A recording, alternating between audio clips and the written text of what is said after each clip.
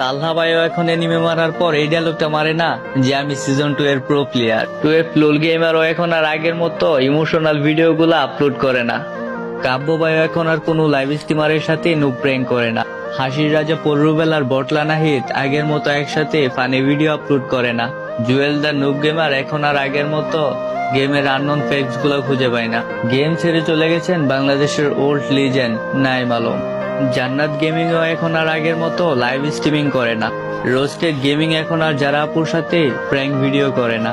ইন্ডিয়ার সেই ছোট ছোট বাচ্চারা এখন আর গ্রুপে এসে বলে না ভাই মুঝে ডিজি আলো গিফট কার্ড দো। এখন আর কেউ 7 দিন অপেক্ষা করে না একটা কাস্টমের জন্য। আর ওই রাত জেগে গ্লোরিটাও কেউ পূরণ করে না। এখন আর গ্রুপে হিপহপ আসলে বলে না ভাই বিগ ফ্যান ভাই ফ্রেন্ড রিকোয়েস্ট অ্যাকসেপ্ট করো। দিন দিন সবাই এই গেমটা ছেড়ে চলে যাচ্ছে। হয়তো একদিন আমিও এই গেমটা ছেড়ে চলে যাব। গেমটা পড়ে থাকবে প্লে স্টোর।